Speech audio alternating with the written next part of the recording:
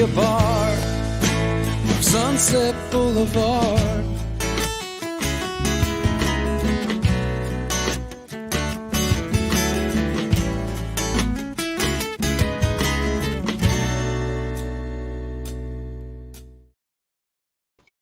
Hey everybody, how's it going?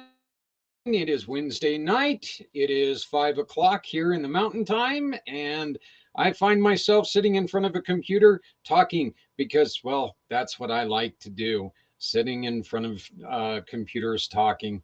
And how is this for irony? I woke up this morning. I knew I wanted to wear whoa, that was nice and blurry. I knew I wanted to wear a shirt and tie. I knew I wanted to go this way, okay? And so I was going through and I decided, you know what? It's the holiday season. I think I want to go on ahead and wear this wonderful little tie that I was given by a great friend of mine, Arcelia. She gave it to me 2 years ago when my first guest and I got together and we did some work down at a McDonald's on a Christmas Eve where we gave away free food to people.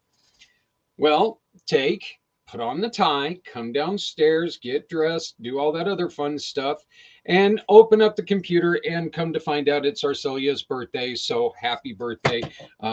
You were on my mind before you were on my mind. Imagine that. So, hey, you saw a brand new video that I just got finished with. As I was telling my buddy Steve, I was white knuckling it on a computer if that's at all possible. But you're going to see that first video was from VIV, which is Vive. What you do is you pay your bills, okay? Pay the bills that you have to pay, cell bills. There's internet bills. There's all kinds of bills, home security, many things. And these aren't from, the small companies. These are from some of the big boys in the bill world, national bills. I don't have any partnerships with any. Well, you know what? I used to have a partnership with this one, so I'll name them. T-Mobile is one of them that we have a partnership with. You pay your phone bill, and what they do is they go in and they try to negotiate your service. They say, "Hey, we're working with this guy. He's paying an outrageous amount of money for this family plan. We know that deep down somewhere you guys can do better." And so what T-Mobile does is they go, "Okay, we know we can do better." And so they do better and they save you a little bit of money. Now, the great thing about this is that you save money. Your bill goes down, stays down, not just for one pay period, not anything like that. You go down. Okay, your bill goes down. And all you had to do was go through the link that I just put in the chat, and this link right here. That's all you have to do is go there. With the money that you're saved, Viv takes and donates a portion of that back to Community Dare to Care, Community Pay It Forward. So we're able to continue to do the outreach that we love to do. This is a very great thing. I love this program because you know what? You save money. We get a little bit of portion to help us continue giving away stuff that people need. And please remember, our outreach is always free, okay? And it's available to anybody. If they say they need help, we try to help them. We can't do this without the help of everyone out there. We have had a wonderful person, and I did not ask for permission to give her name, but she has donated. I know that she's in the process of moving, and she has donated 6 boxes, tons of clothing, sheets, dishes, and some wonderful stuff that it's not garbage, folks. This isn't like going to a lot of those garage sales where you go to the garage sale and look, oh wow, look, here's a pair of butterfly collar short sleeve shirts from, well, my dad's closet. No, this is actually some really nice stuff. So please, if you needs some help, just reach out to us and give us a call. We'll see what we can do. We'll even take and put a call out there to the people in the community and find out if we can help. Please remember, at Community Pay It Forward, 80% of any purchase made through one of our wonderful partners is going to go to a mission of your choice. What are these missions? These are people who have asked us for help. They say, hey, look, this happened to us, or nonprofits from around the world. I was like going, well, wait, slow down on the world. No, but we do have schools in Africa. So yes, around the world. And so all you have to do is simply shop with our wonderful, wonderful family partners. You're going to meet two of them tonight. And all you have to do is shop with them, hire them. They do the work. They bill you at the end. One of or both of these guys, let's put it this way, both of these guys could be really, really good for you, because it's not you who actually pays the bill a lot of times. It's your insurance company who pays the bill. Just saying, you get to support people by sticking it to the insurance man. Okay, so you're not going to stick it to them. It's not like they're going to go broke or anything, but it is what it is. But still, you get to support some wonderful people out there who need a lot of help simply by getting stuff done. If you own a home, you're going to want to make sure that your home is well taken care of. Both of these individuals, Mr. Steve Solos, who's my first guest tonight, and Mr. Mike Martinez. Steve works with roofing, and Mike Martinez works with mold. And I don't know if you know anything about mold, but it's not a lot of fun to mess around with. So it can really cause a lot of problems. And, when you're sitting there sleeping at night and all of a sudden your face gets all wet from a drip of snow, that's not a lot of fun either. So you can always reach me by going to my For My card. For My card is very, very simple. It is a business card on your phone. You share it with the QR code, or you just give people the link. You text them this link right here. And when you text them this link, they go to it, and it's a customizable business card that does so much more than a business card. I don't know how many times I've tried in the last week to pick up one of my old business cards, these things, and I hit the website. It doesn't go to the website. Okay. You go to my For My card, you hit the website. It goes directly to communitypayitforward.us. It goes straight to my email address. Matter of fact, it has a place on there that says call Zach, text Zach, and it comes straight to me. You're also able to find out more information about things like Community Mission to Rescue 22. February 22nd is coming up. It's coming up real close. I know that because it's like right after Christmas, and a week ago, Christmas was a little ways off. It's not a little ways off anymore. It's right here. So that means Community Mission to Rescue 22 is also coming up. This is very, very important to us, because this right here, this job form is how you can get involved. You can be one of these wonderful partners of ours, and you can be right here with us and stand with us and tell our veterans, tell our heroes all over the United States that we care and we don't want to lose you. We are losing 47 heroes on average every day. JR from the Veterans Ranch in Florida put out a post the other day telling us how we had lost 44 in one 24-hour period. This is just, the numbers aren't going the right way. They're just not. There's no easier way to say it. The numbers are going the wrong way, and we need to make sure that we really work on this. Folks, right now, if things don't change, by the time I'm sitting here this time next year, we will have lost over 17,000 individuals who raised their right hand and gave that oath to our country. Over 17,000 heroes will have taken their own lives. That doesn't need to be. You can help us open the conversation, start this conversation. We can put together a list of people who are out there who can really make a change in people's lives. So please join us, no matter if it's a story, if you want to make your business on that day, if you want to join our wonderful partners like Steve, like Mike, you can join us for that one day and find out what Community Pay It Forward's all about. Make that one day, make your sales on that day go to great causes like right here in Northern Colorado, somebody else you're going to see tonight, Healing Warriors, or Veterans Honoring Veterans, or the Veterans Ranch in Florida, or Project Die Hard in Kentucky. I always want to say Tennessee, but it's not Tennessee, it's Kentucky. Or we've got your six in Dallas. Look, they're all over the country. We're here to support them because they're there to support the ones who supported us. Very rare do I get a chance to talk to somebody who is as close to me as Steve is. This guy is one of my great friends. We got to meet pre-pandemic. There wasn't life pre-pandemic. I know it's kind of hard to remember. It's been a while, but Steve's been a great friend of mine. Hell, the guy showed up at my wedding. So, and he only had like an hour and a half notice, something like that, because I'm so prepared on everything. We know this.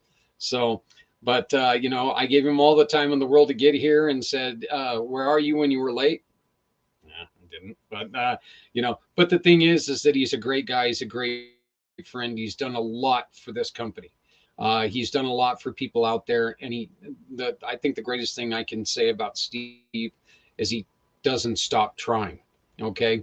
If he's not going to, he's not going to climb up on your roof, take a look and say, well, you know what? I can get this job if I just kick this one shingle off. It's not like that with him. Steve has integrity. Steve stands behind his work and he stands behind his crews. And he is one hell of a balloon artist. Okay. I mean, this guy, he can do some things with balloons that, sculptors can't do with stone. So, he is very, very talented and a great friend of mine. And I am very, very happy to welcome in Mr. Steve Solis. How you doing, brother? Great. I'm doing good. Thank you for that. That's quite humbling. Yeah. Every word meant. Every word meant. You've been a dear friend for. I cannot believe that we have to go through that. We had the whole AD, BC things, and now we're post pandemic, pre-pandemic. So now we've got a new way of telling time. So, but you and I have done quite a bit of stuff together. Steve, how long have you been roofing? Oh man. More than 40 years. I actually originally was taught by my father back in the late 60s, and we mostly did framing for years. And then I came back to it full time in 1983 and been with it ever since. One of the reasons why I really wanted to reach out to you is because we have had hellacious winds and the threat of snow here in the Greeley area. We haven't got hit other than a small dusting yesterday, but we haven't got hit with that. Geez, I think my dog just dropped a dinosaur or something. But dropped part of the house or something. I don't know what happened there. But anyway, there's we know right now in the United States there's just some terrible storms going through, and I thought this was a perfect time to talk to you. Heavy high winds are very, very damaging to roofs, are they not? Yeah, well, there's several things to be considered with it. Actually, it hasn't been an incredible amount of years before the International Residential Code required a certain wind rating for products that were out there. And what was considered standard back at that time was no longer allowed because the manufacturers, they had testing and they had information from underwriters' laboratories that their product would do a certain amount, but it wasn't even listed on the packages yet. So the building departments in order to make sure that people were getting products that were going to be based upon the USGS standard for wind ratings, and these products had to pass that. At first, it was just a standard amount of wind, let's say 80 miles an hour, that might have been appropriate, but then they started wanting to meet a 3-second gust, they called it. So you could have 100 miles an hour, 3-second gust, and that allowed standard 3-tab shingles to be installed. And then it changed to sustained wind, and so you have a higher rating even now, anywhere from 100, 120, 130 miles an hour, which these products, once they are sealed, should be able to handle that situation.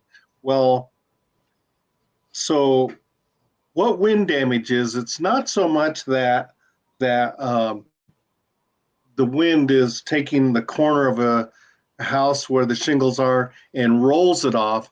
It's passing over the roof like the wing of an airplane and is trying to lift it off. So if the fastening of the shingles wasn't done real well, in other words, the nails were a little cockeyed, that it tears into the shingle. And so after so much time of trying to lift it off of there with these high winds, that after several years, maybe 5 years, the shingles start pulling up and over off of the roof, and it takes a number of shingles with it. And that usually happens more prominently on the upper third of a roof.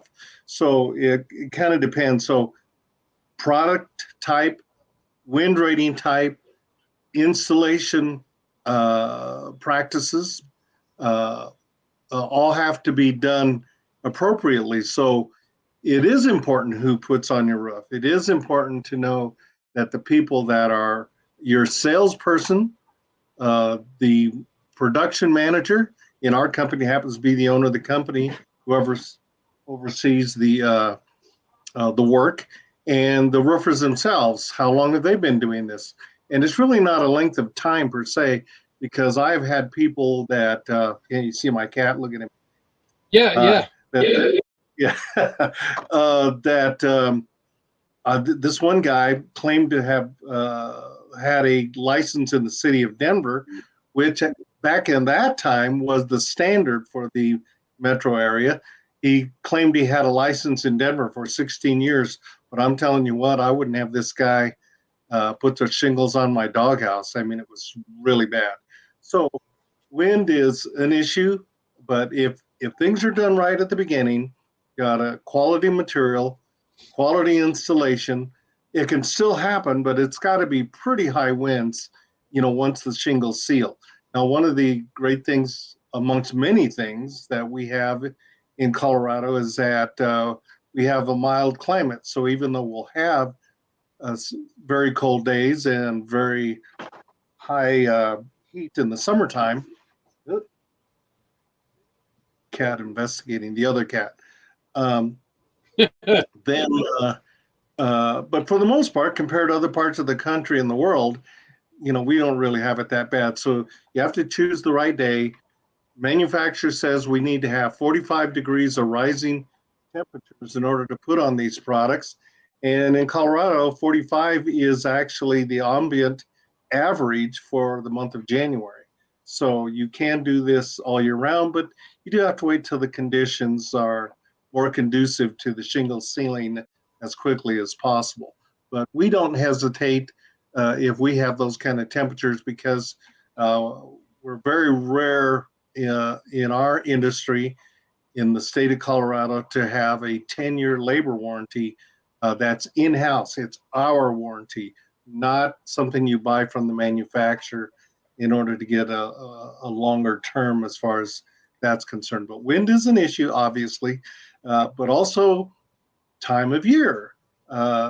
When you have products that, because of these winds, and they don't even have to be high winds, a lot of new construction is done on the outlying areas around the town, and I'm saying outlying cities like Aurora, up in Adams County, Douglas County, all that sort of thing. that the product is installed when we're getting these constant winds, and really fine dust gets blown up between the layers, and the shingles never do completely seal down. So it does make a difference when, does make a difference how well that everybody is aware of these things, and does the contractor actually back their work? So if you did have a shingle or two that came off, are they going to come back and install that, or replace that shingle, uh, and everything be back to normal again? So lot to that. Well, when we have a situation like what we've got right now, where there's like ice particles in the air that are blowing up underneath those shingles, is that something that maybe as soon as it starts to die down a little bit, as soon as it starts to warm up, is this maybe something that people should really start looking at? Because maybe that water's been getting underneath those. Say you haven't had your roof, or you've had your roof for a little while. Is this when people should really start kind of worrying about it? I wouldn't say worried about it. You just have to be aware. It's probably more accurate to say. Uh, Basically, the ice particles, usually from the edge of the roof, let's say 3 feet back, 5 feet back, and going up to the ridge, generally that's not a problem there. It can happen, but it's not as big a deal. Where the sealant is on the shingles when it overlaps these days is much better than what it used to be back when I started roofing, and that was a long time ago. But it's really the edge of the roof for the first couple of feet. Let's say your soffit area is 2 feet. In areas that require what they call an ice and water shield membrane, it goes from zero, basically at the gutter, up the roof 2 feet inside of the inner wall. So, say for instance, your front door, you go another, let's say 6 inches for the framing, etc., and then another 2 feet. That ice and water shield has to be installed. And the idea there is if you have some moisture and it comes down to the edge of the roof, because of the soffit area, wind that comes up to that area, it basically freezes right there, and the snow and ice stay there for a lot longer than you would like it to, and it's possible for that moisture to back up underneath the shingles, hence coming inside the house. So it is a concern, but based upon the USGS as to what areas fit into the freeze area that we were just talking about, it all depends on, and it's already set in the code. Every building department along the Front Range has it set in their code, whether they require that or not. And you just need to know. But any qualified contractor, presuming they're qualified because they get a permit for the work that they do, and so they based upon freeze thaw calculations, whether it's required, how it's installed, and I was on the education committee for the Colorado Roofing Association back in the early 2000s, and that was one of the discussions. Is that, first of all, are you in that climate that requires this product, and what is your interpretation of what is recommended by the manufacturer, so that anybody can have this information and install a roof appropriately. But ice crystals themselves generally are not the problem. It's the major thing. I've seen where you get blue ice on the edge of the roof and it's 8 inches thick, from the gutter up vertically, and it's blue ice. It's really weird, but it happens. But I wouldn't call.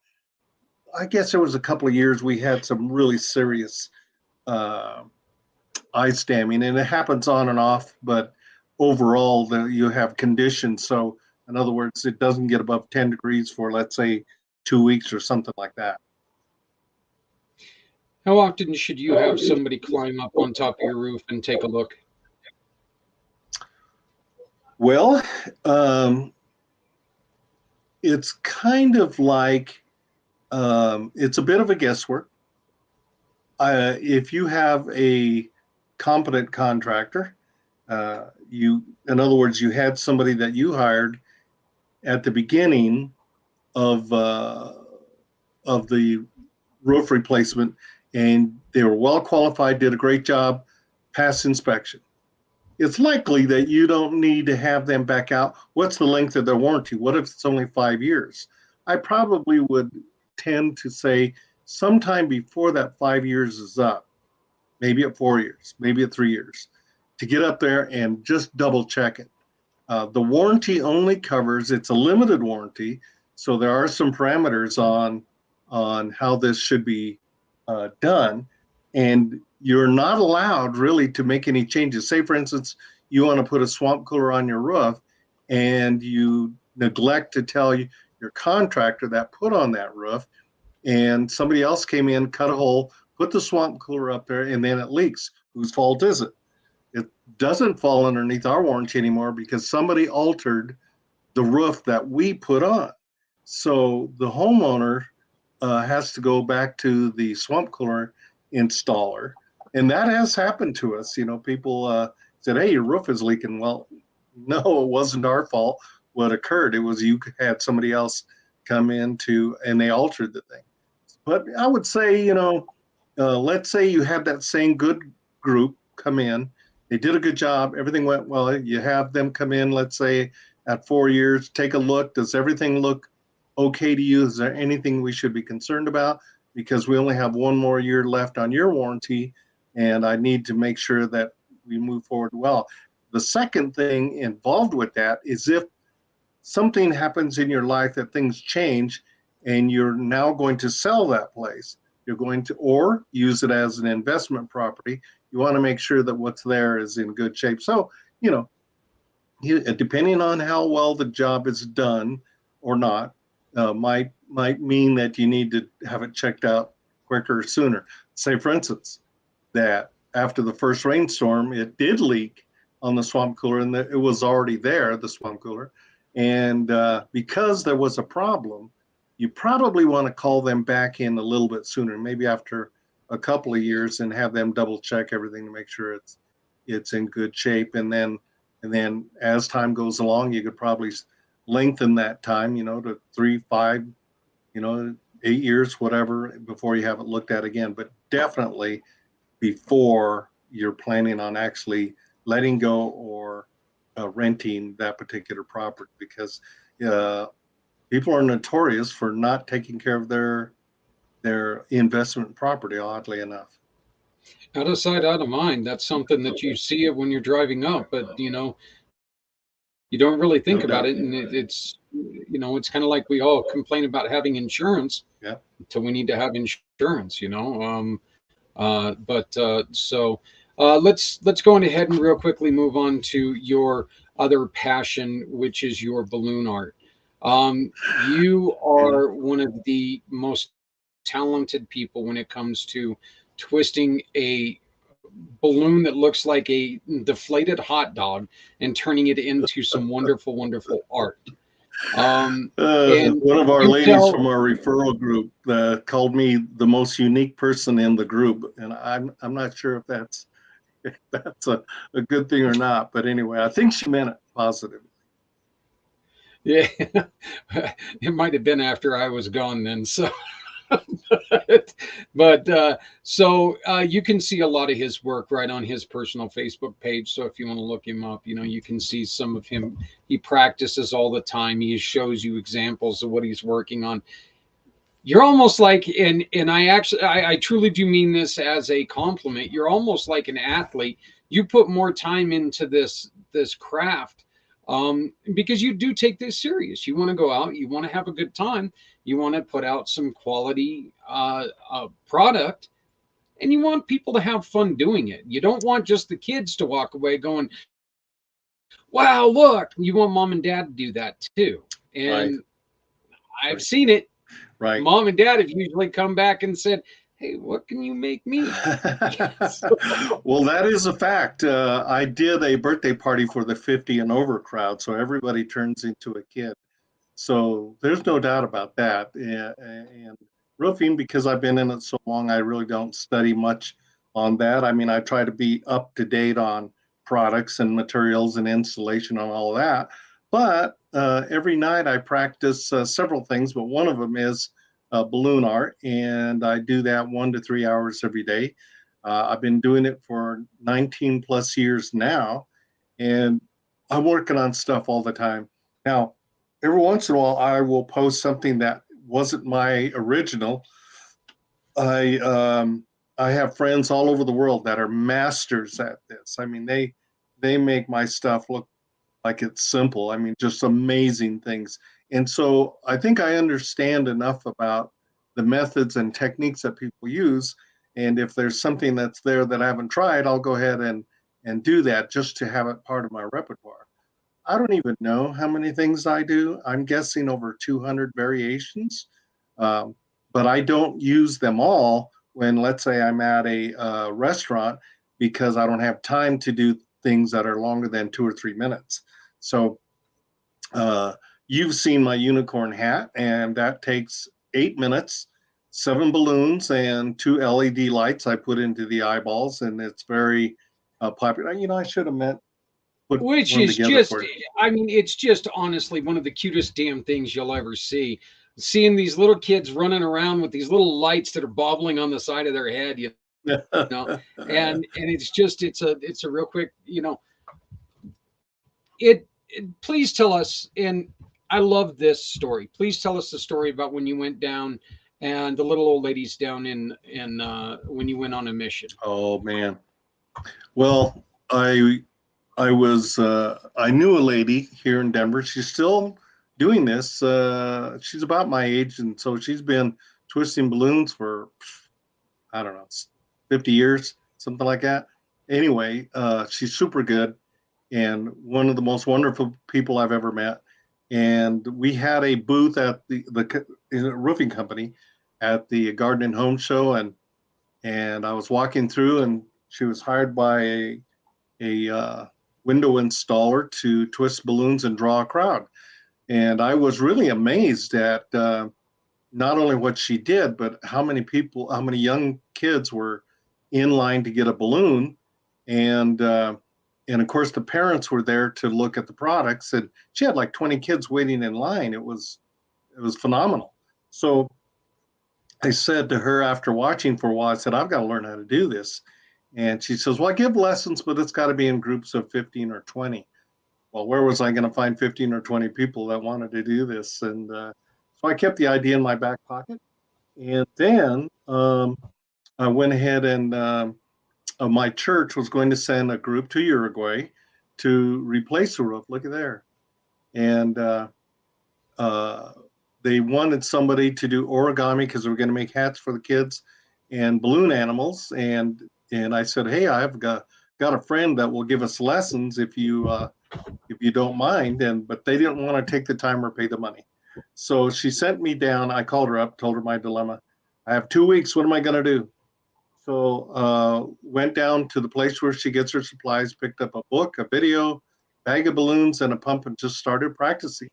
In 2 weeks, I learned to do 17 characters, so I knew I was on my way.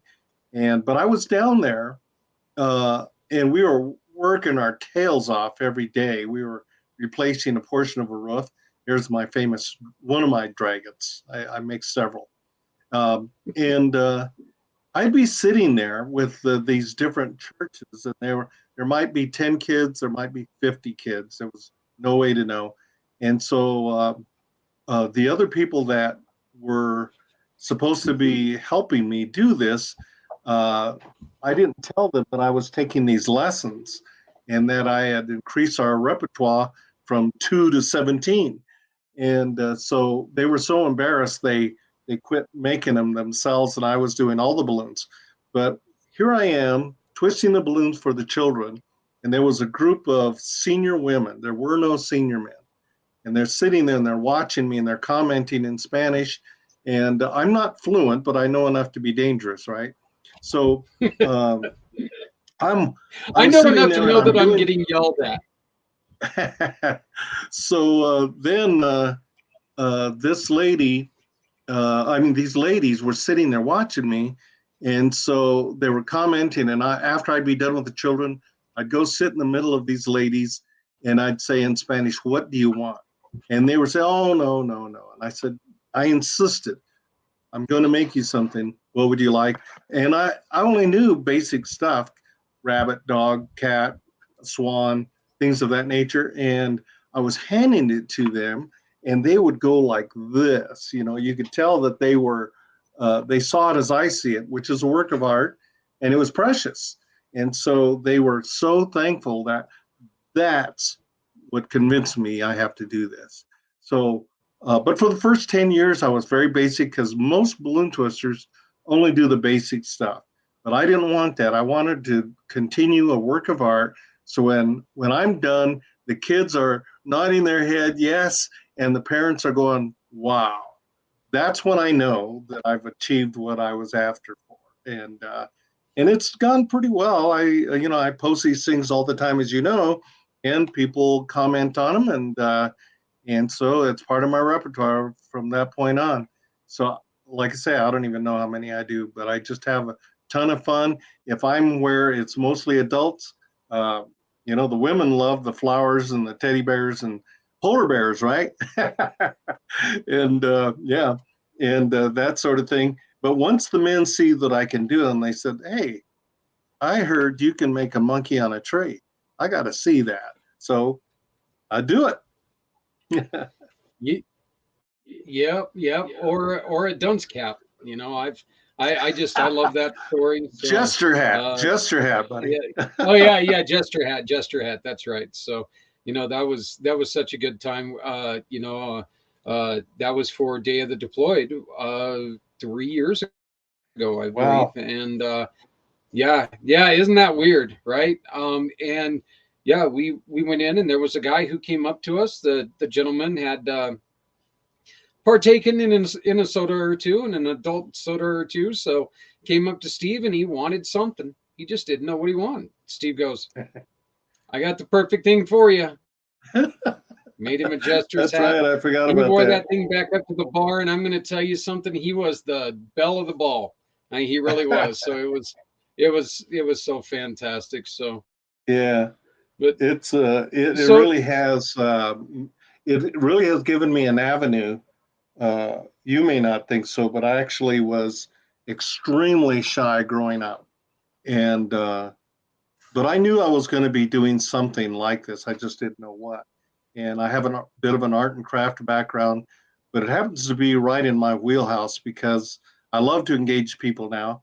And it's a whole lot easier engaging people when it's talking about balloons than it is about roofing, because it's yeah. things, Oh it might yeah, be yeah. I'd necessary. It imagine. might have had hail damage, but we really don't want to deal with this. So making it easy and easy to make decisions for with people concerning getting their roof back up to par, is obviously a good thing, and I see it that way.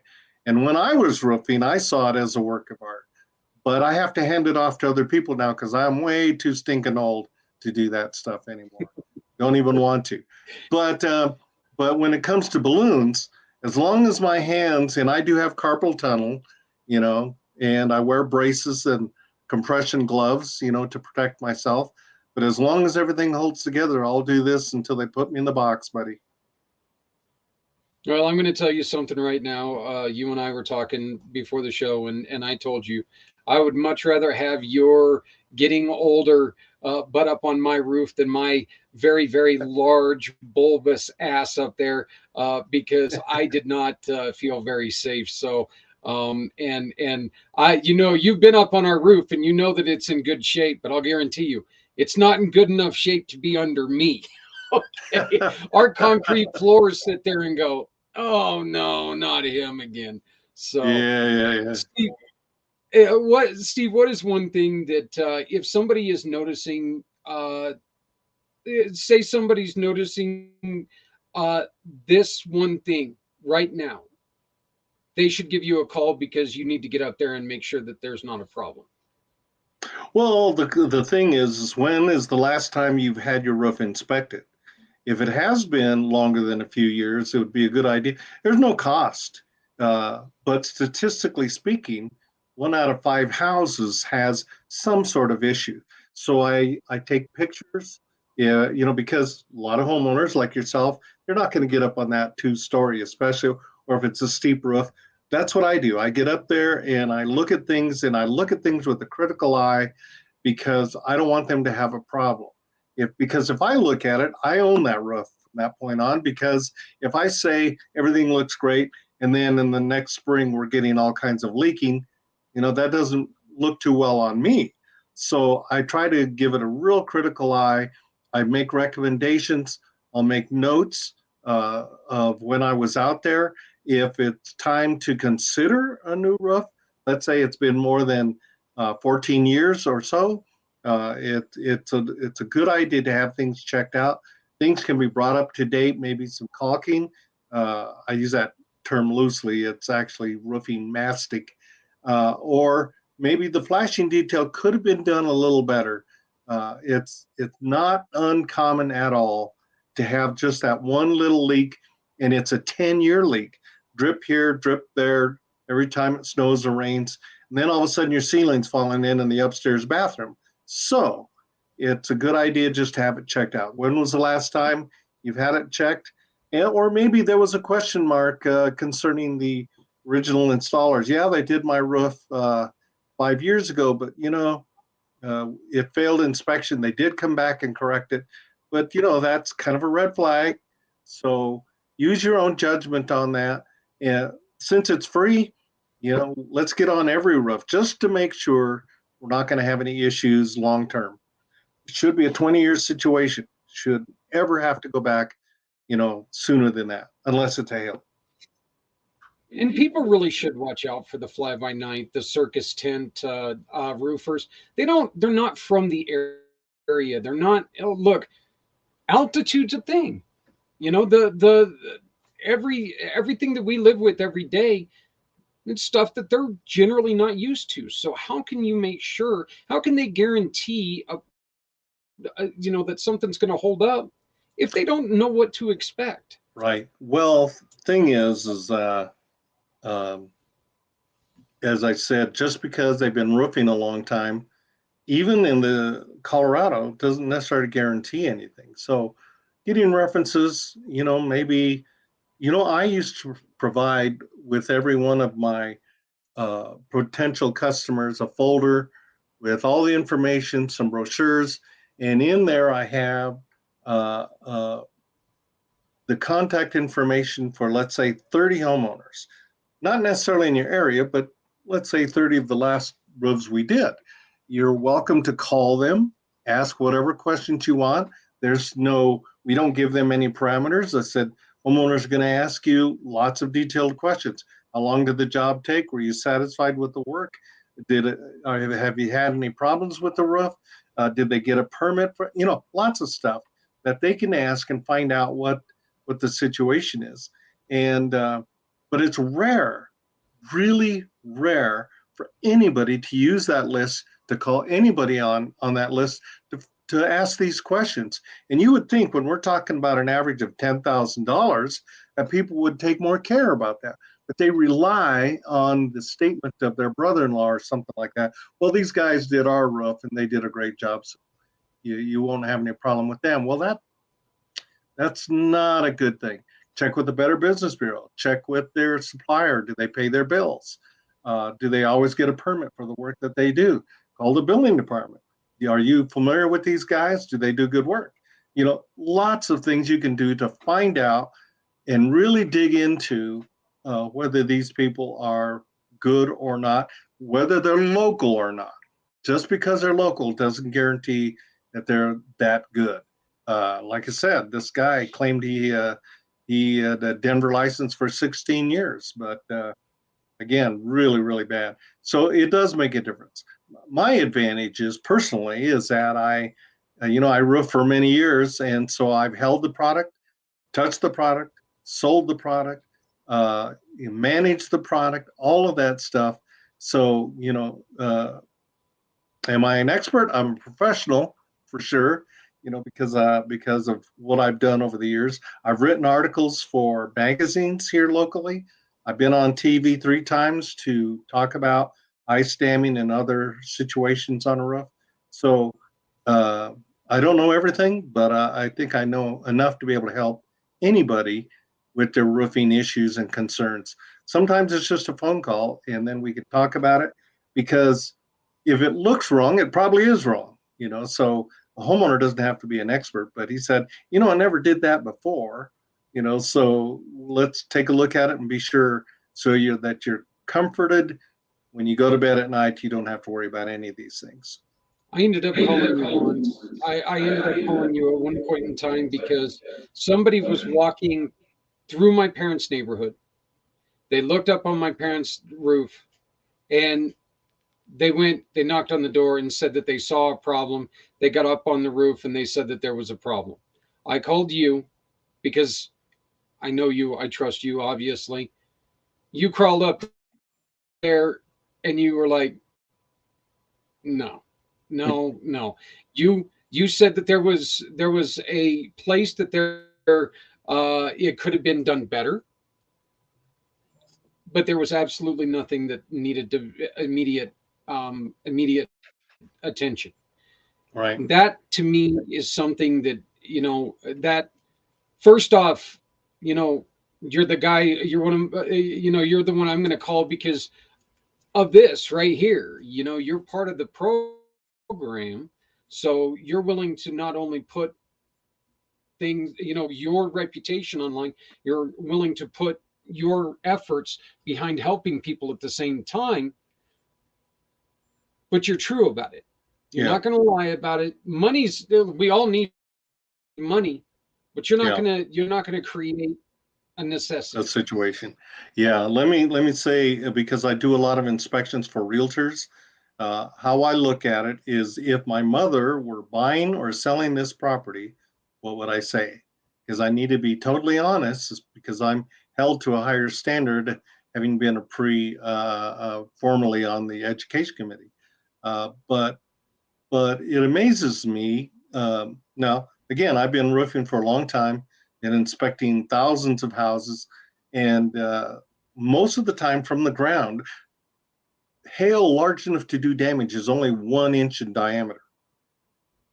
We often get 2 inch or more, but it only needs 1 inch, depending on the speed and the angle that is coming to the roof.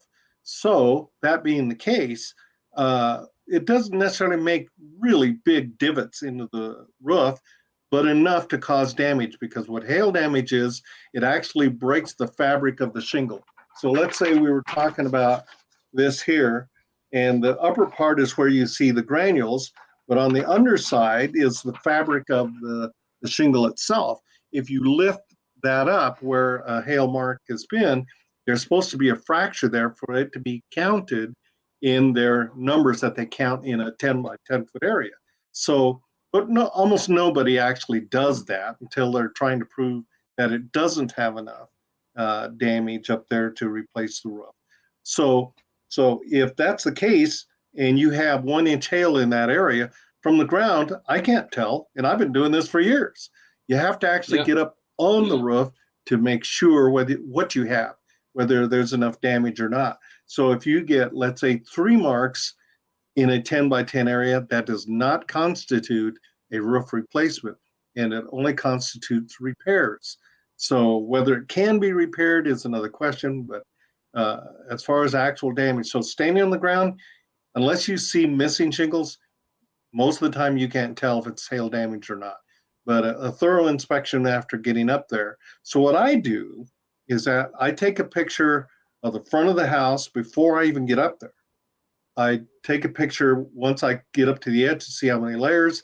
I stand on top to take pictures vertically, and all of the projections, the vents, pipes, dormers, the flashing details. And then I show the homeowner, because they can see on my camera the first picture I took, because I've only been on their house. There's nothing else in that profile except their pictures. So I can prove to them, without them ever actually getting up on the roof, what is the condition of their roof.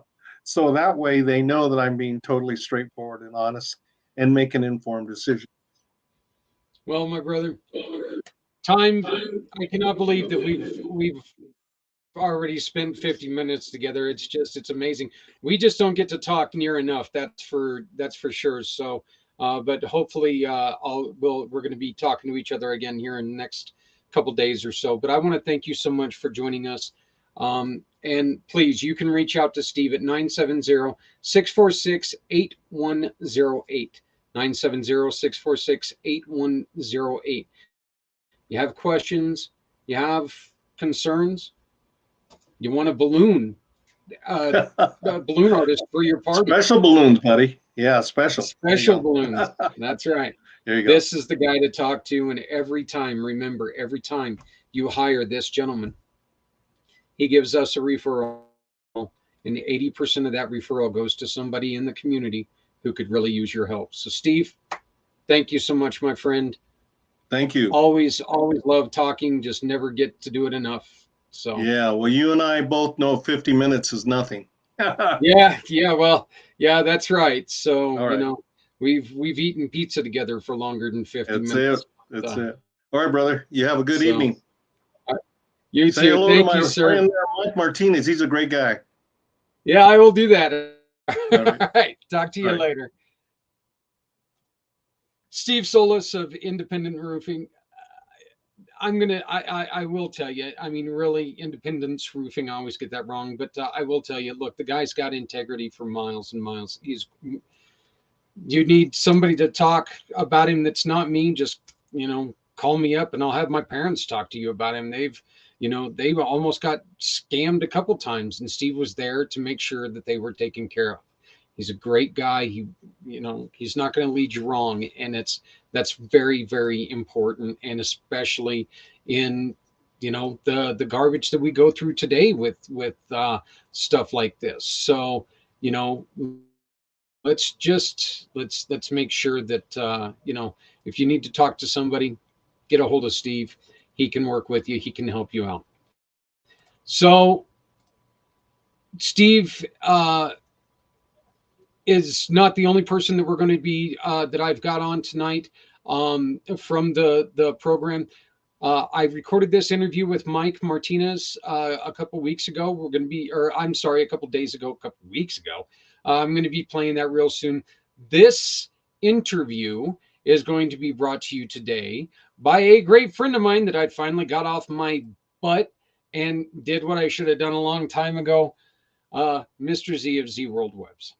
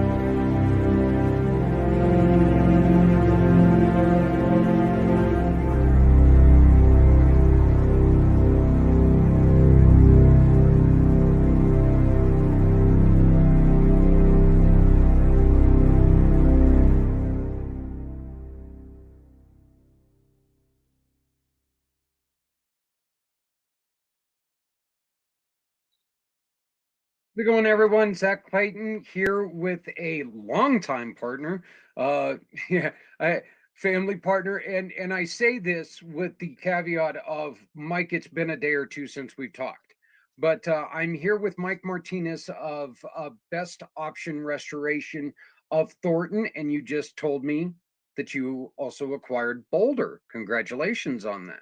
Thank you. Thank you. Um, Before we continue with a lot of the questions, why don't you just explain what best option restoration is? Yeah, absolutely. So, Best Option Restoration, we are a property cleanup restoration company.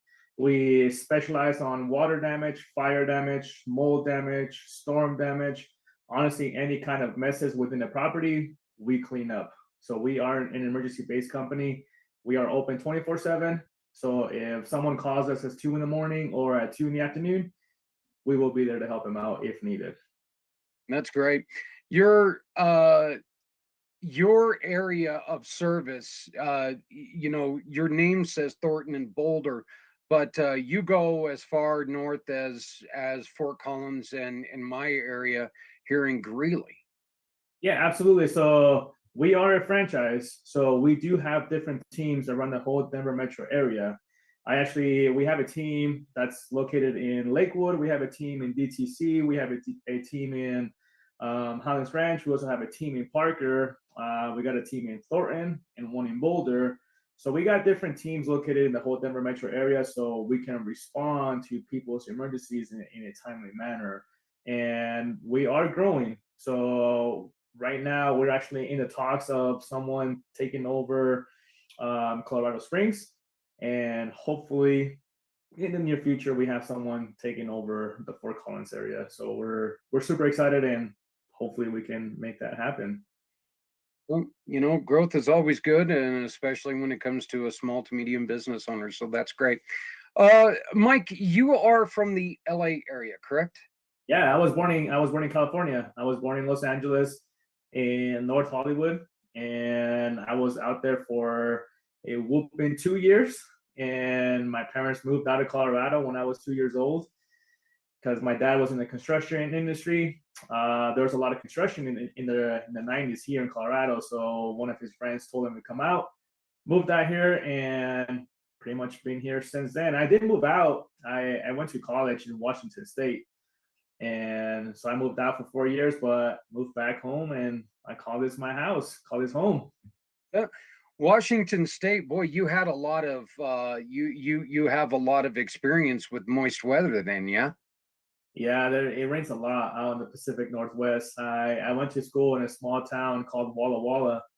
Went to Walla Walla, Washington, Walla Walla University, and yeah, it rains a lot. I've got family that lives in Port Orchard. So I've got I'm not personally very familiar with Washington, but I haven't been there a lot. But yeah, we've got some family out there. I know that I ended up spending when I was an over the road truck driver, I ended up spending 5 days in Portland. Okay. And I was like, I was excited to get to go out to that side of the country because I hadn't been there since I was a child, and I was only there for a like couple hours really.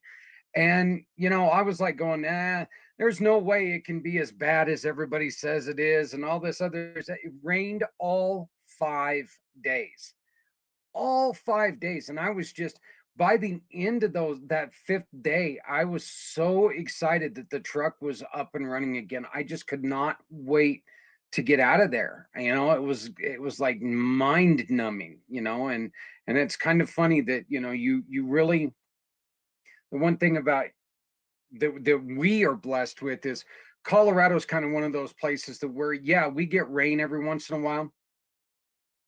We don't get 5 days worth of rain. We don't get 5 days worth of sun. In those 5 days, we probably have rain, snow, sun, and everything from a blizzard to a 80-degree day. So, Yeah. we get very lucky there. What are some of the things that you personally enjoy about being here home in Colorado? There's a number of things that I like about Colorado. I mean, one of the first things like you mentioned is the weather. I like the sun, and we get an average of 300 days of sun, and that's the one thing that I really enjoy about Colorado. But you know, so there's a lot of people move to Colorado because of what we have. We have the outdoors.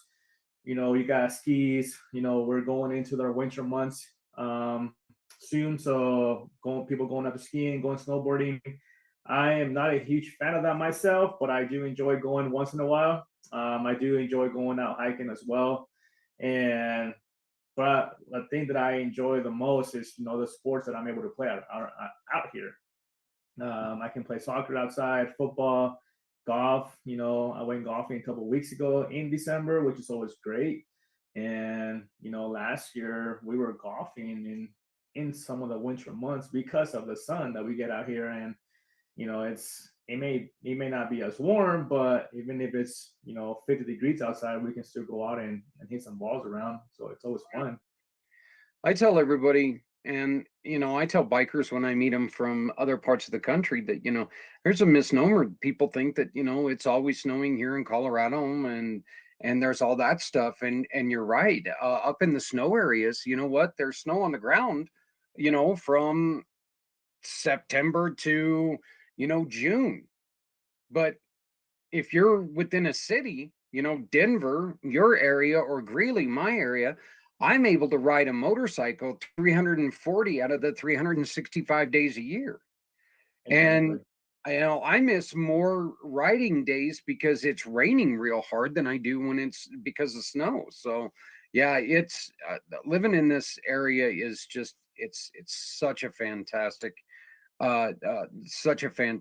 thing. You are Congratulations, you're getting married to a really good friend of ours. Um, and that's How do you see that as changing your company, changing the way that you do business? Me getting engaged? Yeah. Honestly, it hasn't changed much. One of the things that I have changed me personally is I am more focused. I feel like I've been more focused since I started dating my fiance. Started dating her 2 years ago, and she's an entrepreneur herself as well, which is phenomenal. The fact that she understands when I'm busy and I understand when she's busy, and she's got events going on all the time. I have events going on all the time. We had an event last night. She's able to come to my events. I'm able to go to her events, and we support each other very well, which I really enjoy that aspect of it. Another thing that I really have, like I said, I've been focused more because as you got married recently too, so congratulations to you as well. And you've been married in the past as well. Is when you commit yourself to someone, you have to be there and support them in any way that you can. It's very similar to owning a business. One of the things that I've been telling her is that I kind of been running my life as a business recently, in a sense where, we have to, or I've been very diligent on what I do on a daily basis. And I am very, how should I call this? I'm hard on myself. I critique myself very hard. I'm a hardest trigger, but at the same time, like I'm very disciplined on what I have to do in my personal life, just like I do as my business. And I feel like since I've been doing that the last couple months, it's been great. I haven't gone out as much anymore. I used to go out all the time. I used to have a good time all the time, and I don't do that anymore. I have a better night's sleep now. I have more energy now, and I've been eating healthier. I've been going to the gym. I've been, just being more self-aware of what I have to do, and that has reflected on my business as well. Because my business has, when I am more disciplined with myself, my guys and my people see that in me, and they do the same thing. And I am focused on myself in the mornings. I dedicate myself to, do what I have to do in the mornings, and then travel that to work. I I do what I have to do at work, and it's been great. Scheduling is something that, and I don't want to speak for you, but scheduling is something that I really had to focus more on when it came to trying to schedule even my personal life, because during my brief stint with the single life, you know, there was no schedule. If I was up, I was working. That's it. I was working. You put in stints of 24 to 28 hours straight work, or uh, didn't work for a day. Whatever, and watch some watch some hockey and slept in. That's one of the things that you really have to learn when you're doing both, is that you got to remember this isn't just you anymore. There's more of a schedule that you have to keep, right? 100%. And scheduling for us, it's key. I I do have a set. I don't have a set schedule for a particular day per se, but I do have a schedule for the week. So one of the things that my fiance and I do is we look at our schedule for the week, and if we have events going on in the evenings, then we're like, okay, hey, I'm going to be gone this evening. Just plan ahead. But we do try to at least take off about 2 to 3 hours, if not more, in the evenings, just for us to spend time together. I think that's very important. It's important to take care of yourself and be there for your families because, as business is always going to be there. Business is going to come and business is going to go. You're going to have your ups and downs. That's just part of life. It's part of business. But the person that's going to be there through your ups and downs is going to be your significant other. So spending that time with them, it's very important for us. Let me ask you this: your business, a lot of your hours are predicated on somebody having an emergency. Uh, how how difficult is that, or is it difficult at all when it comes to, well, we're going to be doing this, and then all of a sudden you get a phone call where you've got somebody who's saying, "Oh my God, I'm underwater. I need you now." Um, you have to be with somebody who really understands and respects what you do in order to deal with that, don't you?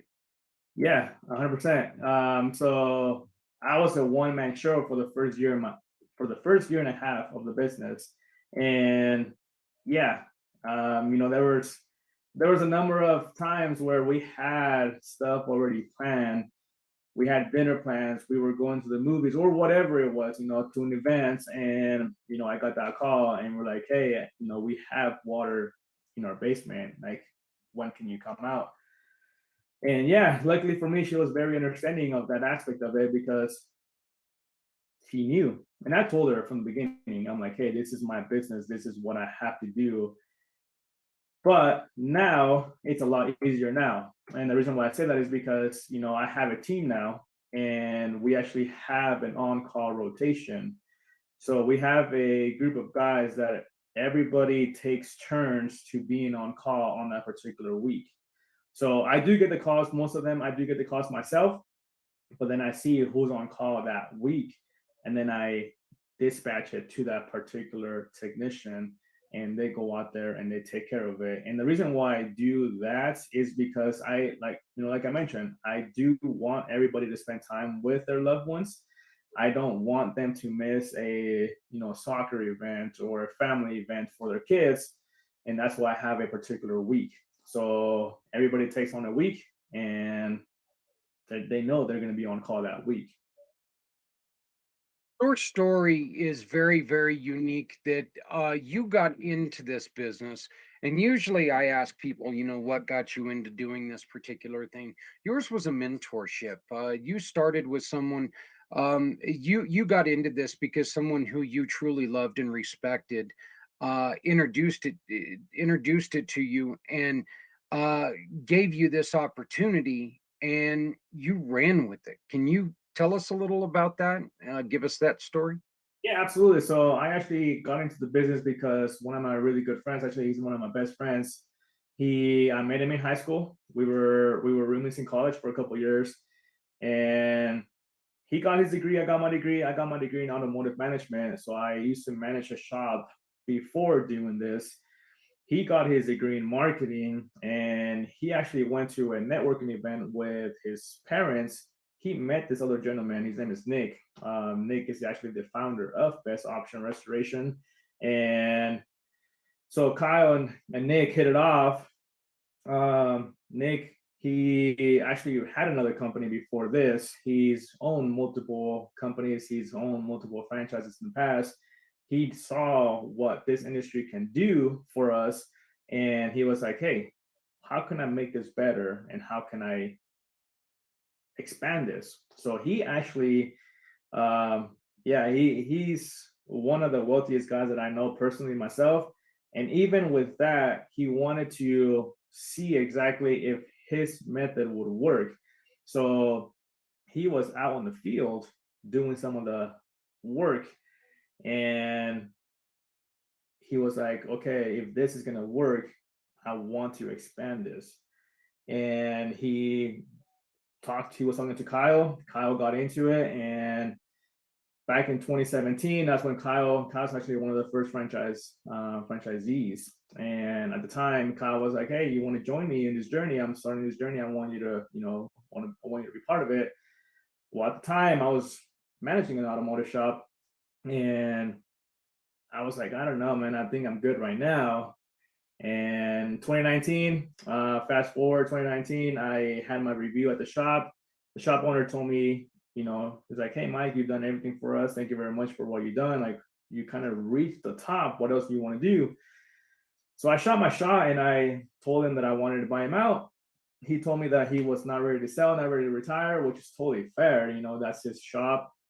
He's been there for a long time. And during that time, I was bouncing ideas off each other with Kyle, and I would help him off here and there. And in 2019, I was like, hey, this is what happened. And then he asked me, he was like, hey, do you want to be in the automotive industry, or are you open to other revenues? And I told him at this point, I'm pretty much open to anything. So yeah, I went out to a hockey game with Kyle and Nick, and they gave me the offer then, and it was an offer that I couldn't refuse. And I was like, you know what, let's make this happen. And I started in January of 2020, and I opened up my LLC. I opened up, I got my vehicles wrapped. I did some training. I got all my equipment, and I was ready to go, fully ready to go by March of 2020, which is perfect timing. Oh, yeah, yeah, right there too. So, um, you know, you what is one of the things that you have learned since, not through your training, but just through, in particular, going into a home? What are some of the things that you've learned just by the experiences you've been able to have? You're talking about personal or business? Either or. Either or is fine. Empathy. When you walk into people's houses, they're going through a roller coaster of emotions. And when I got into the business, like, I didn't realize, well, I'll backtrack a little bit. When I got into the business, I really didn't know if I was truly going to be busy, because we don't have a lot of rain. We don't have floods. So when people say, hey, how do you get business? Well, we are not in a flooded area, but there's a lot of water damage that happens in the house. And, what dishwashers are going to leak, toilets are going to overflow, water lines for a refrigerator are going to break. In a house, there is hundreds, if not thousands, of plumbing that goes into a house, and everything that's man-made, it's going to break at some point or another. I hate to say this, but it's going to happen. And I read a statistics the other day that 98% of basements are going to flood in their lifetime, and it's just something that you can't really prevent. And when that happens, the client, the homeowner, they go through a roller coaster of emotions.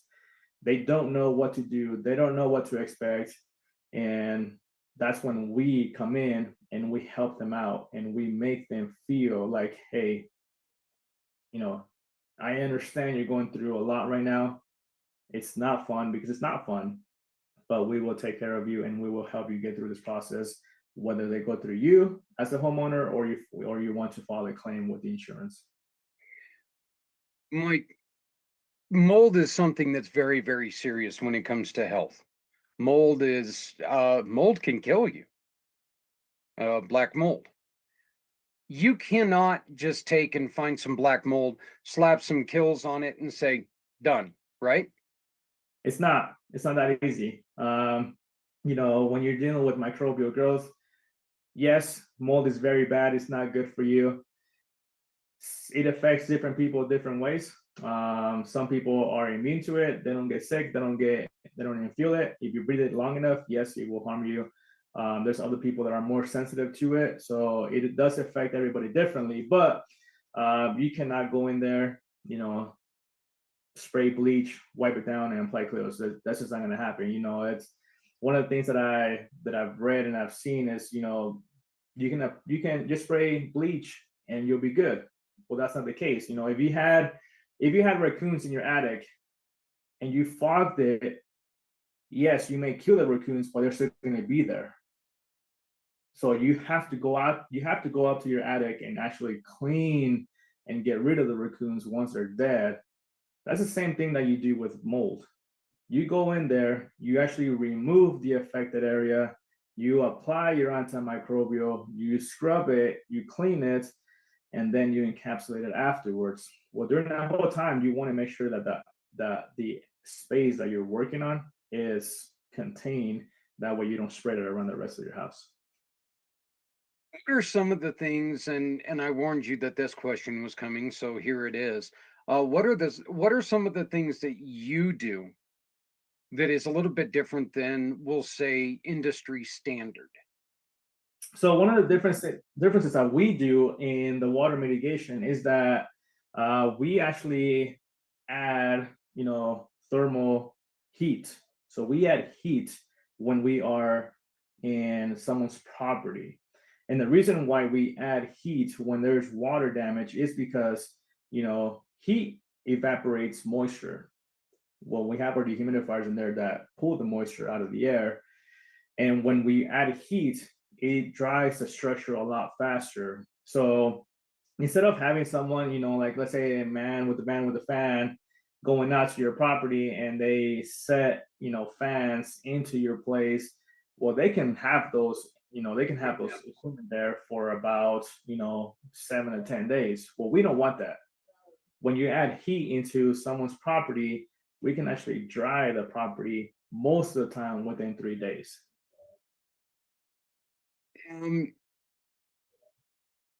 And other places do not do this? Not that I've seen. Okay. So what are some of the things that you would tell people to look out for? Which aspects of it? As far as what are some of the telltale signs that you would tell people, hey, look, if you see this, you need to give us a call?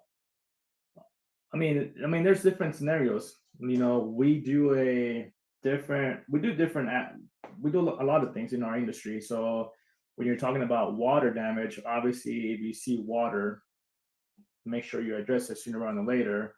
If you have a slow drip, if your drains are draining slowly, contact the plumber to go out there and clean your drains up. And because if there's a slow drain, it's an indication that's going to back up soon. So get the drains cleaned out. If you see that, when you're dealing with mold, once you see mold, don't touch it, because you can spread it around the rest of your house. Don't touch it. If you see it, call a professional and have them take care of it in the proper way. And when you're dealing with fire, fire can be in a kitchen area, but it can be soot around the rest of the house and in your contents. So we can go out there and make sure that there's no soot, that nothing's dirty in the rest of your house. And if there's soot, we can go out there and clean it, and we can clean your contents as well if needed. This is something that's extremely important to anyone, but it really, really important to people with respiratory issues, is it not? Yeah. People that are, when their immune system is not the greatest, it does affect them a little bit more. But like I said, I mean, I've seen some really healthy people get affected by it, and I've seen people that I don't think are as healthy not be bothered by it. So it affects everybody differently. I want to point out that you can find out more information about Mike if you go to communitypayitforward.us, best option restoration of Thornton, and you will find his landing page here. Mike, you got the phone number here is 720-620-3272. Is that still the best number to contact you?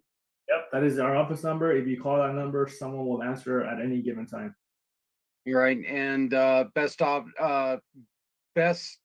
BO restoration /Thornton.com is the website. I couldn't I wanted to say email so badly, but that's not the right thing. So, but it is Mike at BO restoration /Thornton.com. Yep, that is my email address. If you want to reach the office, just put info in the front of it. So info at borestoration-thornton.com. And yeah, that is our website. All right, and we ask you if you're looking to get connected to Mike and you would like an introduction. We just ask you to give us a call, 970-909-0751, 970-909-0751, or of course you can always go to communitypayitforward.us, and we will definitely help you out. Mike, it is great to get caught back up with you, my friend. It definitely has been way too long. So much of life happens. It seems like it happens in an instant. It just takes 2 or 3 years to get there. So we're looking forward to a continued relationship with you. How long does it usually take from point A to somebody getting to you when people call you with the problem? Is it pretty quickly, or are you guys backed up a little bit? We have projects that we have scheduled right now, but we always have slots available for emergency cases. So yeah, if someone calls us, we can have someone out there. If it's an emergency, we can have someone out there the same day. Or if they don't feel like it's an emergency, we can have someone out there the following day. So, we have different crews going on now, and we have a team big enough now that we are able to get things scheduled and also have teams that are standby if something comes up. Brother man, like I said, I do apologize for kind of dropping off the face of the earth there for a little bit, but like I said, you know as well as it goes that life takes a funny turn when you're trying to build relationships and build business, and kind of fell into that a little bit. Your phone number one more time is 720-620. I'm being attacked by 2 dogs all of a sudden that just came from nowhere. Let me try this again, 720-620-3272. One more time, that's 720-620-3272. Brother man, do you have anything that you would like to finish this out with? No, yes, thank you very much. And that phone number, you can call us or you can text that number as well. So if you don't feel comfortable giving us a call, you can shoot us a text. We can answer you through text. Zach, thank you very much for the interview. Appreciate it. And it's always great seeing you, man. Yeah, well, let's get together as soon as possible. So once again, I've been joined by Mike Martinez of BOR Restoration, Thornton, and now Boulder. They are not afraid to come to you. So if you need help, give him a call. 720-620-3272. Thank you, Mike. We will talk to you soon. Thanks, Zach.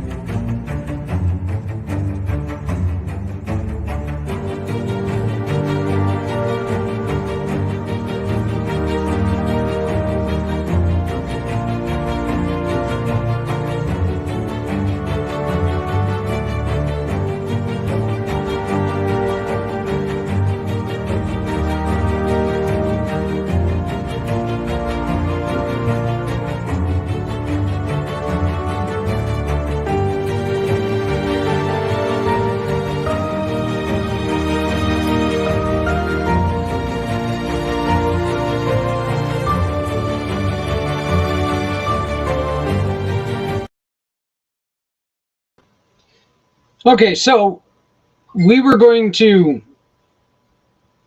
I've either got like 400 different alerts going on, or something else, but we were going to try to work some stuff out, and we were going to try to get the information out for you for the wine event attached to this show.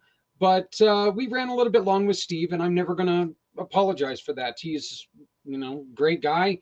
I love talking to him, and you don't need to see that information. I don't know why it thinks it had to show you that information, but you didn't need to know that. Well, here, let me share it. Whatever. This right here is telling you Healing Warriors program is going to be coming up at the top of the hour. So we have changed it. It's going to come up at the top of the hour. There's a possibility I'm going to be joined by, you just saw his commercial there. I'm hoping we're frantically trying to get Bill Walters to come and join us right now, and he can talk to you about everything that he's got going on, including some of the work that he does to try to help out people with disability that are differently abled. Excuse me, I don't like the word disabilities. Hey, you know what? This has been a really, really good show. Like I said, I love being able to take and introduce you to some of these great partners of mine that have been working a long time to hone their craft in the small to medium business world. And they're going to take this opportunity not just to be in business, which being in business for yourself is not something everybody wants to do. Okay. Some of us, it's what we've always really wanted to do. I was and I'm just going to come out and say it. At one point in time in my life I would have never, ever hired me back when I was younger. I was a terrible employee. When I grew up, I became an extremely hard worker and kind of a jerk about it, to be honest with you. As you heard me talking with Mike there for a couple minutes, I had to really learn scheduling. It was work and then play. Okay. And I mean, it was 70 hours worth of work, and I would try to fit in, 70 hours worth of play in in a day and a half span. But and then the accident came along, and life changed. So it definitely got a little bit different. So excuse my attention deficit here. I am attempting to see if we can get a hold of Mr. Walters and see what we can do. If we can try to get him on. If not, we'll try to get him on next week. I am going to ask you to please check out the event coming up with, I've got to say it. I love saying it. You know, she's the goddess of the grape. Stephanie Simons, you can get her on her link tree. And this month, we're supporting Healing Warriors program here in Northern Colorado. Healing Warriors program, folks, is such a great organization. They take and they go to the veterans when they can, when they're not able to find ways to get healthcare in the normal ways. So Healing Warriors has pop-up pop-up areas, pop-up clinics. They also have their clinic in Fort Collins. It's a beautiful, beautiful area. And Janet, who you're going to meet at the top of the hour, is just such a wonderful person. She is so kind. She is hardworking. Everything, you know, that we love about the small nonprofit is what she is. Janet and Healing Warriors is one of the ways that is one of the organizations that you can contribute to right here. Okay, the community mission to rescue 22. Why do we still use the word 22? Why do we still use the number 22? That's quite simple. Millions, if not billions of dollars were put into Save 22.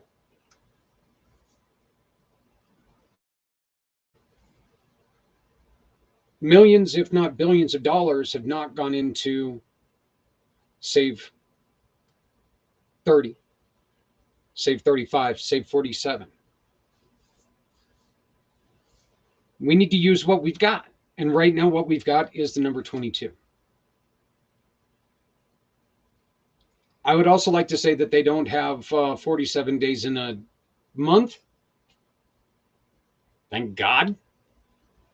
But the truth is the 22.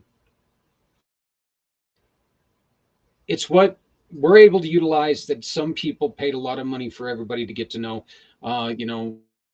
Save 22 lives a day. But the number is now actually 47. There are 47 on average, 47 losses of our veteran and current military heroes that make life-ending decisions every day. We're looking for people who want to speak, tell their story, tell what their organization does.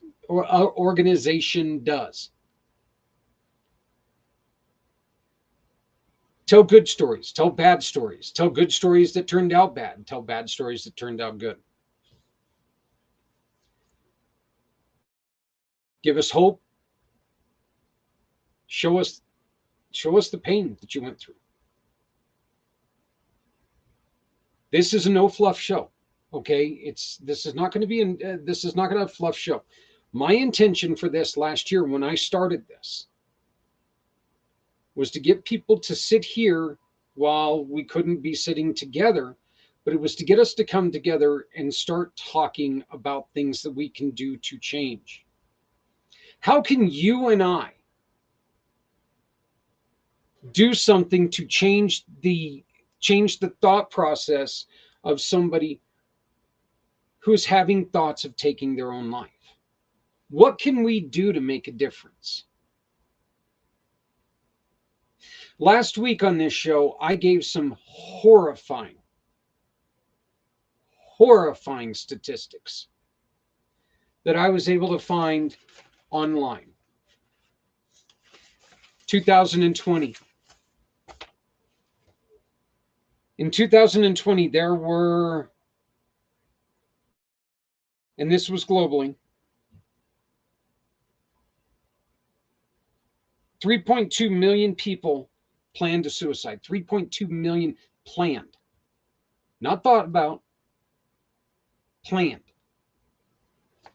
Sat there, schemed it out, thought it out, planned it out.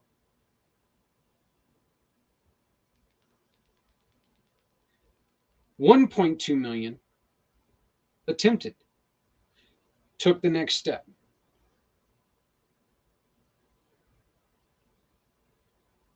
Had intention to go through with it. 45,979 deaths was the end result of that. 45,979 deaths. Twice as many males as to females. Yay! Breaking news. House passes a bill to avert partial government shutdown. I know this is not a joke, but let's be honest here. We go through this every year. They love not doing things properly. I'm sorry, I shouldn't have gone there. This next statement is why this is so important. Because 1 year later, 2021, suicides in the U.S. increased to 47,646. That's all people, okay? That's everyone. That's not just veterans, that's everyone. But as I made mention before, earlier in this show, if we do nothing, if we don't make any changes, if the numbers stay where they are, which unfortunately is not the trend, if they stay where they are, when I'm sitting here this time next year, we will have lost 17,000 heroes to an end-of-life decision.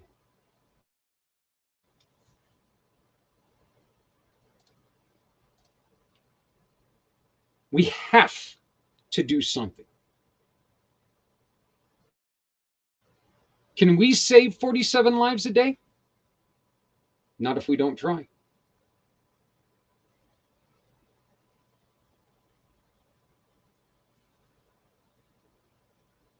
The only thing that we can do that's a bigger disservice than nothing, well, there isn't anything that we can do that's a greater disservice. These individuals gave of their life. Let's spend this 22 hours together and let's come up with a way that we can talk to them in their language.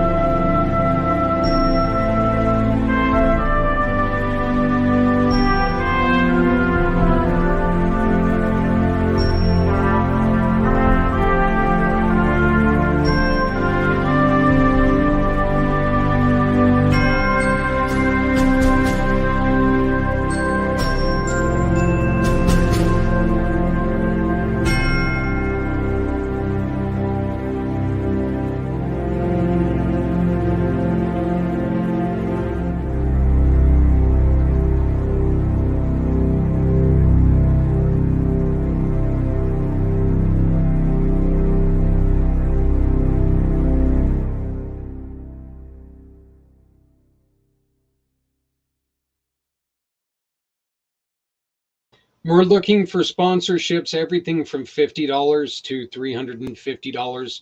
And the $350, you can join these wonderful, wonderful, wonderful, wonderful, wonderful, wonderful people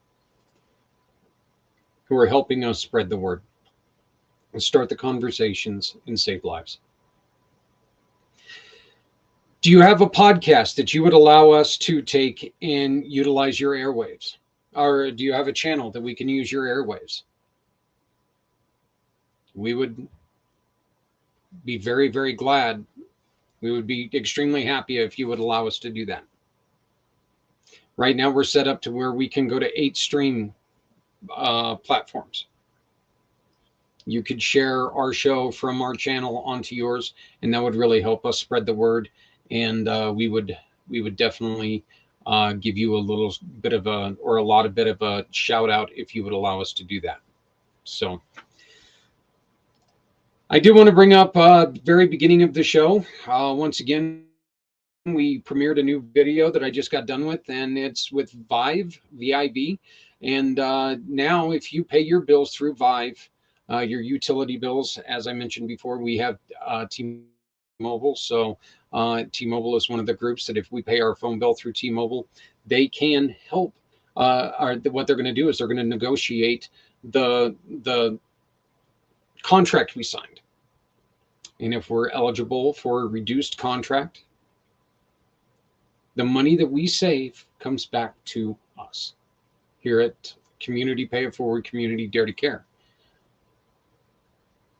I believe the video says something about, well, you know what? We'll watch the video instead of me just trying to make a fool out of myself and remembering that, remembering exactly what it says. But what it is they go in, they've got the experience, they negotiate with these individuals, these businesses that are well known throughout the United States. This isn't, this is not just a little, guy sitting there with a spinny cell phone type thing saying, hey, you've got cell service. These are companies like T-Mobile, Comcast, some of these other large companies across the United States.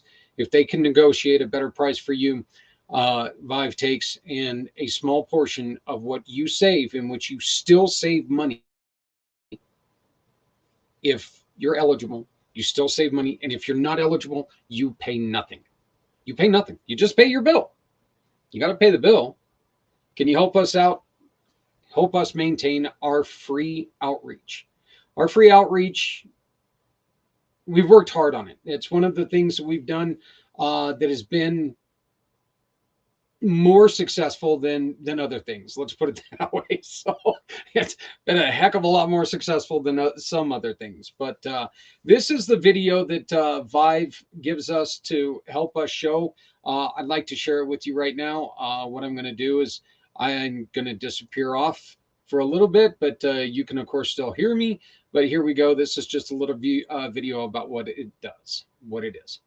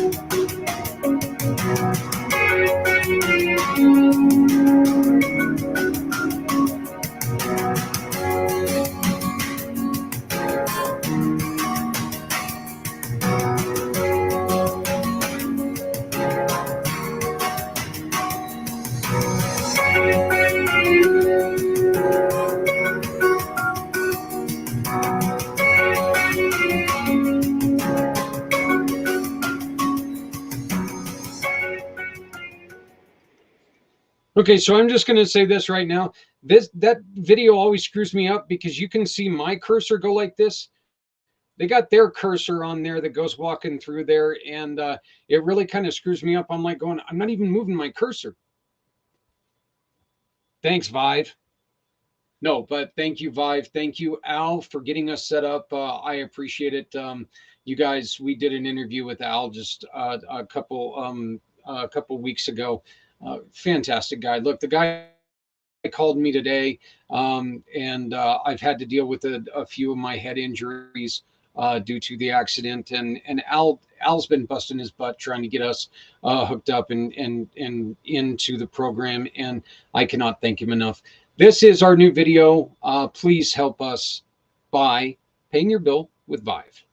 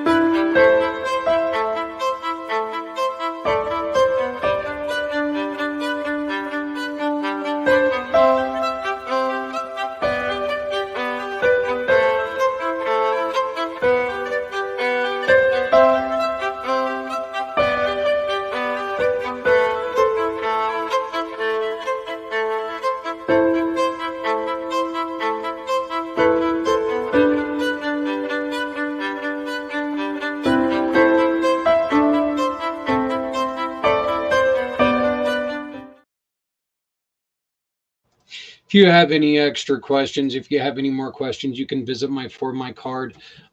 Just go to formycard.net. You can see it right there. Matter of fact, I'm going to hide it here real quick. Do this, do this, do this. Hit copy, hit save. Then it is now right here in the chat. Just hit on that link right there. That'll take you to my business card. That business card is better than any other business card in the world. Why? Because it connects to everything that is Community Pay It Forward, including more information about the community mission to save 22. To rescue 22, sorry.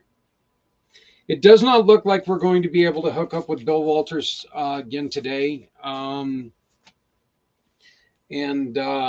And that's on my poor communications,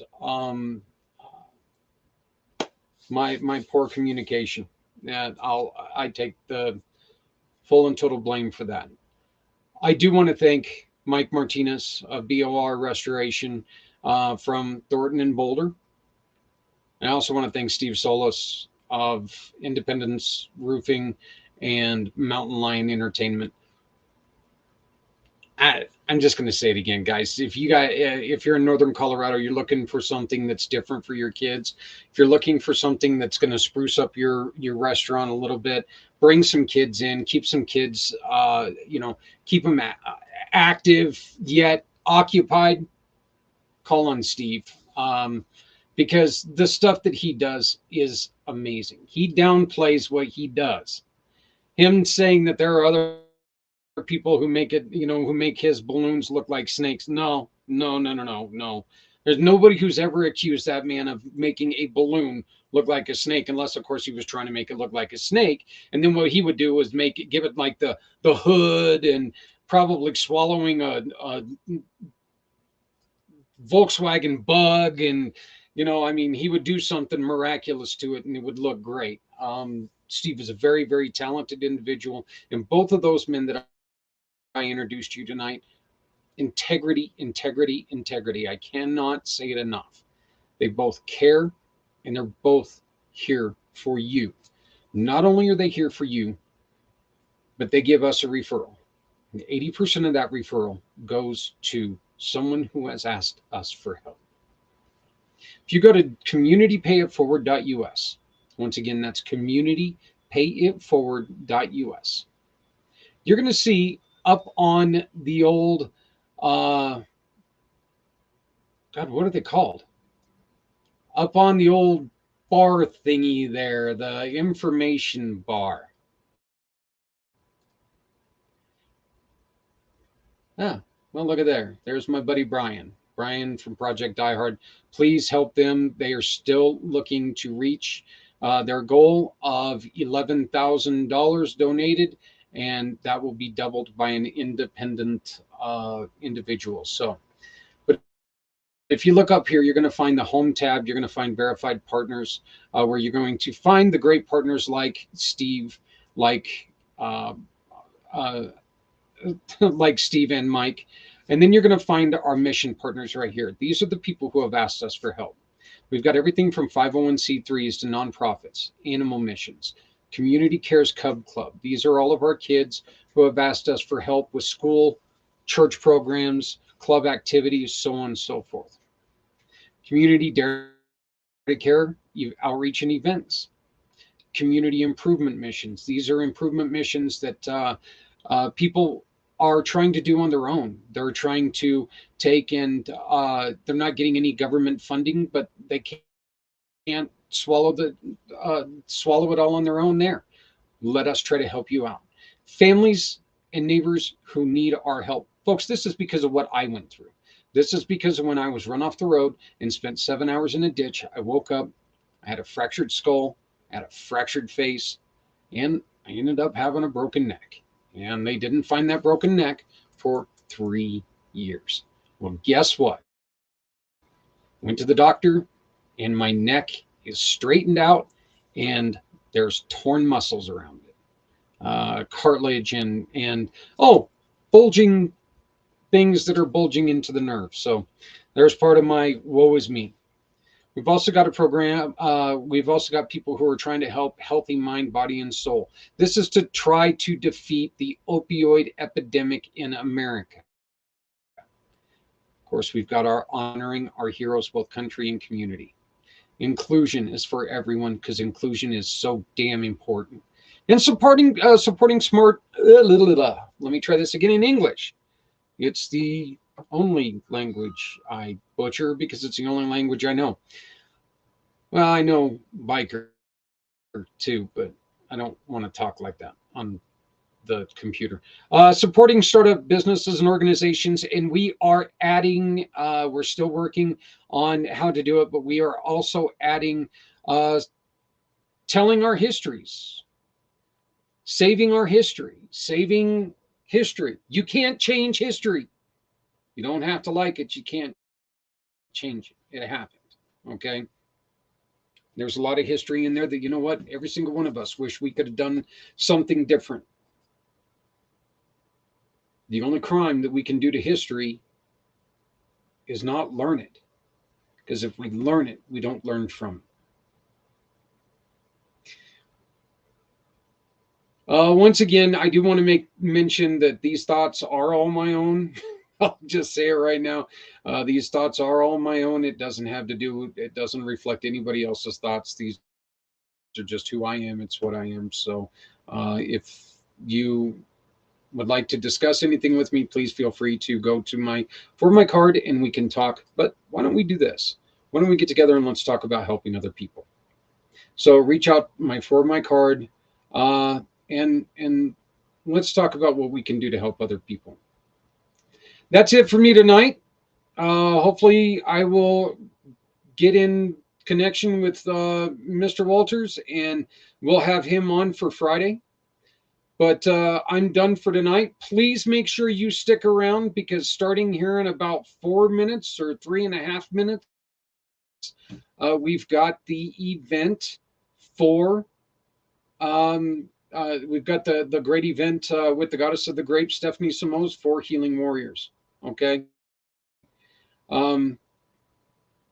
It's well worth an hour of your time, and getting some of this wonderful wine will help a wonderful organization continue to do the great things they do.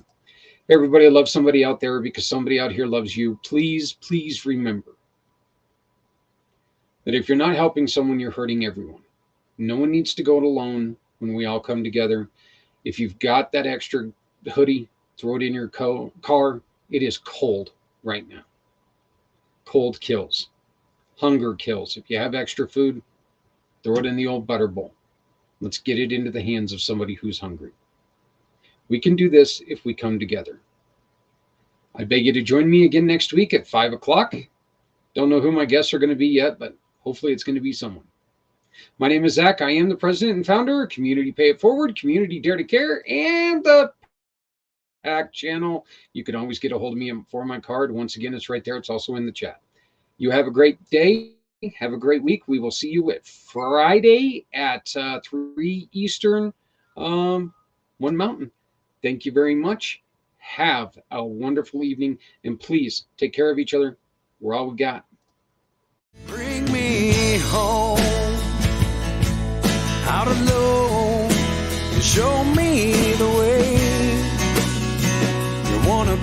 a bar, Sunset Boulevard.